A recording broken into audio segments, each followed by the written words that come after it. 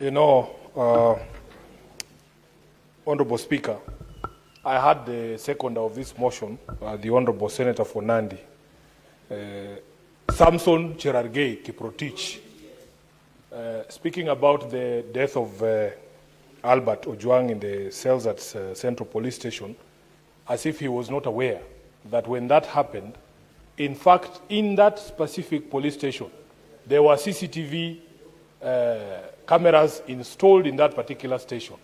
But what we have been told by IPOA is that somebody was bold enough to disable or to mess with the footage that would have captured the moment at which we lost our brother, Albert Ojwang. Yes. And Mr. Speaker, this is the reason why context of the behavior of police officers, the context of the behavior of public officers is extremely critical. We, as Kenyans, when we passed this constitution, Honorable Speaker, we were in a certain frame of mind. Mr. Speaker, if you want to know the frame of mind that Kenyans were in, you have to go to the preamble of the constitution. And Honorable Speaker, because I like to teach, you will explain what the context of the constitution is when we were passing it. If you look at the preamble, Honorable Speaker, Kenyan people committed to nurturing and protecting the well-being of the individual, the family, communities, and the nation. Those of us who went to proper law schools know that when names or words are used in a certain order, it is not a fluke. There is a reason why it starts with the individual, the family, communities, and the nation. Honorable Speaker, we have another basic principle, the frame of mind that Kenyans were in when we were giving ourselves this constitution, because they say it's a very progressive document, but it required a very specific kind of government to be able to ensure that it is implemented.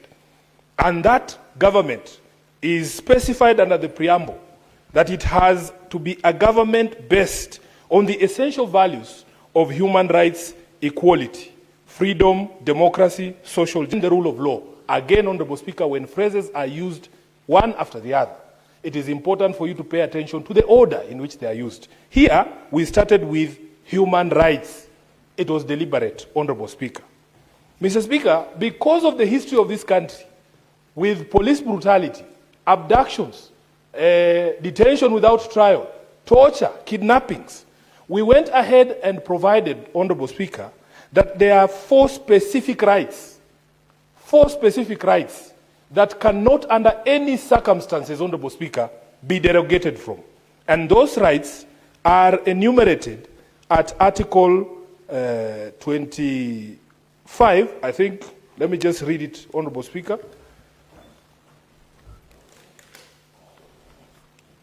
Article 25, which is the only article that talks about fundamental rights and freedoms that may not be limited. So it doesn't matter the circumstances.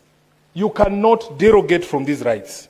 And they are, number one, freedom from torture and cruel, inhuman, or degrading treatment or punishment. Freedom from torture, cruel, inhuman, or degrading treatment or punishment. Number two, Honorable Speaker, freedom from slavery or servitude. Number three, the right to a fair trial. And lastly, Honorable Speaker, the right to an order of habeas corpus. The right to an order of habeas corpus for those farmers in the House, like Senator Methu, is an order for the production of somebody who is in the custody of police officers. Speaker, the culture of impunity that we have created in this country is what gives a police officer at Central Police Station the confidence to know that even when he switches off that police camera or the CCTV, and commits murder in the cells, the places where we've been told should be the safest places, that culture that gives the people confidence is what we are trying to address as a country. And Honorable Speaker, it shocked me to levels that I cannot even imagine, that a member of this House and a lawyer, for that matter, somebody who claims to be a legal mind, Honorable Speaker, would forget these fundamental provisions of the Constitution and support a situation where Kenyans are being subjected to abduction, subjected to torture, subjected to cruel and dehumanizing punishment. Honorable Speaker, there was a very serious case of some of our activists who went to stand with our brothers in Tanzania. my good friend, the chairperson of Chadema, Tundu Lissu, who has been facing treason charges. My brother John Heche, who was arrested at the border of Tanzania when he was coming to Mon Baba, somebody who has been his friend for many years. When some of our colleagues here, including respected people, tried to go there to stand in solidarity with these great movers, members of the democracy movement, they were subjected to some of the most inhuman things that you will ever have to countenance and go through. I hear people calling themselves Kalenjin warriors on the floor of this house. Some of the things that we heard from Boniface Mwangi, I would want to know why a Kalenjin warrior would wish any of that punishment and mistreatment on any human being, Kalenjin warrior or not. Speaker, it disgusts us. And one of the things that is the most disgusting for me as Senator Sifuna and SG of ODM is that some of these characters have been running around wearing ODM colors, calling themselves founder members of ODM. Mr. Speaker, they say birds of a feather flock together. Those are not our colors. Those are not our people. Those are not our values. The ODM party, Honorable Speaker, is a party that is known for justice. We are the manufacturers. We are the birthers of this constitution.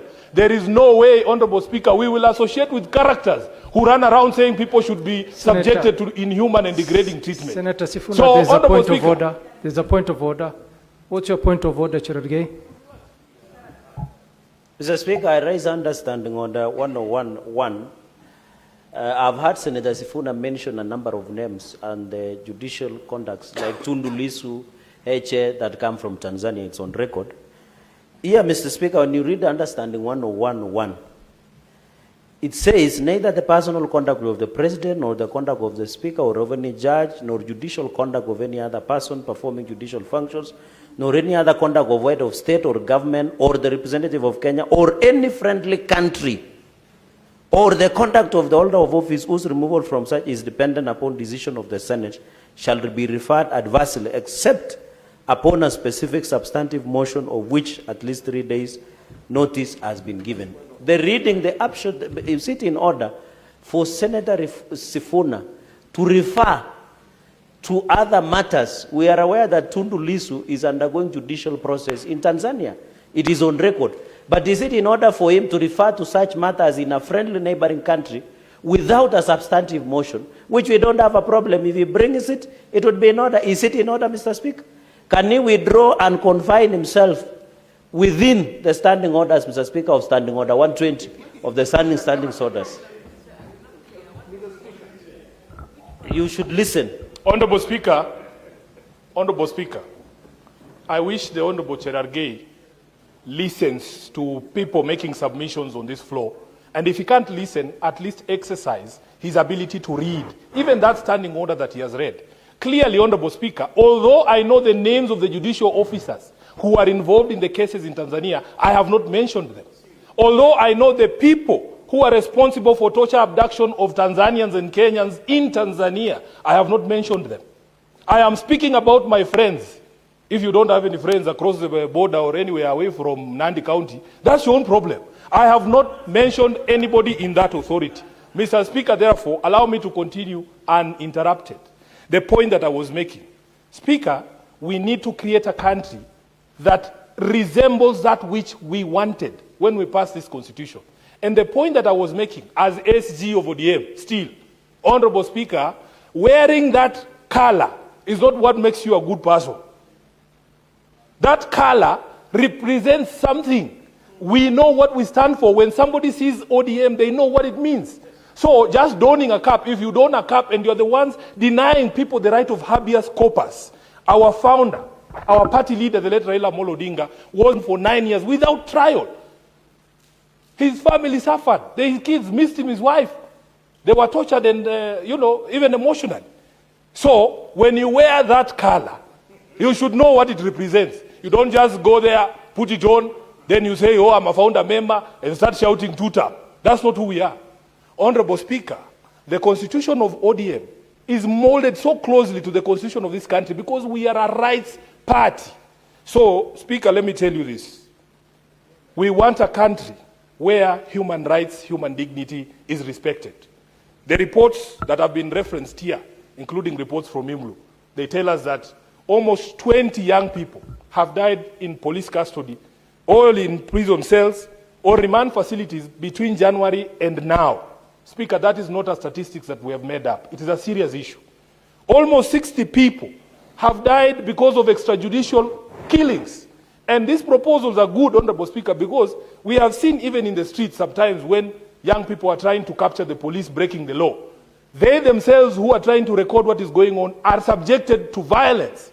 So let it be that we get this footage from our own equipment that has been installed by the taxpayer. But if we do not develop a culture of respect for the rule of law as stated in the preamble of the Constitution, Honorable Speaker, there's nothing we are doing. So, Speaker, we have to have a conversations. We have spoken here during the motion on the State of the Nation about even reviewing of police standing orders and the operational, what are they called? Yes, there's SOPs, standard operating procedures. Honorable Speaker, because again, I will not tire to remind the country that I am the author of the MOU signed between Raila Odinga and President Ruto. Honorable Speaker, the review of the police standing orders, because I made sure that because I'm a senator, I incorporated the resolutions of this House during the debate on the State of the Nation in that MOU. I had some person running around who was not even in the room when the MOU was being prepared, telling us that it is at 50% implementation. He doesn't know. He hasn't read it, I can confirm, because I know him, he's my friend. We will tell you when that thing has been implemented, because it is not something to hide. It is like this debate we were having in the afternoon. Whether SHA is working or not is not something somebody will tell you. You will hear from the people on the ground. When you go there, Honorable Speaker, in Garissa, you will say, yes, mambo ya harambe hapa imeisha. Honorable Speaker, when that MOU is implemented, nobody will need to shout from the rooftop about its implementation. We will see compensation of the victims of police brutality. They will tell you the money is in their accounts. They will tell you that the SOPs, the standard operating procedures of the police were brought to this House. They have been amended, and now we have a people-friendly police force or service. Honorable Speaker, they will tell you that devolution is working. Those are the things that we incorporated in that. And we want to urge Kenyans, Honorable Speaker, not to fall into this trap of encouraging a clawback of all the gains we've had. Honorable Speaker, the things that are happening in our neighboring countries, they used to happen here. They used to happen here. You remember the fight we had about constitution or reconstitution of the IEBC. You hear the stories from our neighbors where they are still in the era where the president just determines who's running the election. You know, when we hear those things, Honorable Speaker, we are transported back to 1992, over 30 years ago. When you hear somebody say, you can arrest these people, and he uses words like Finya Wao, you sound like a Kanu youth winger from 1991. You're giving me nightmares, Honorable Speaker. I remember at the advent of multi-party, we were told, Honorable Speaker, if you flash the two-finger salute, they will cut one so that it remains the one that was representing Kanu. That is the same language we are hearing from people in this House, and they call themselves founder members of ODM. Shindwe kabisa. I thank you, Honorable Speaker.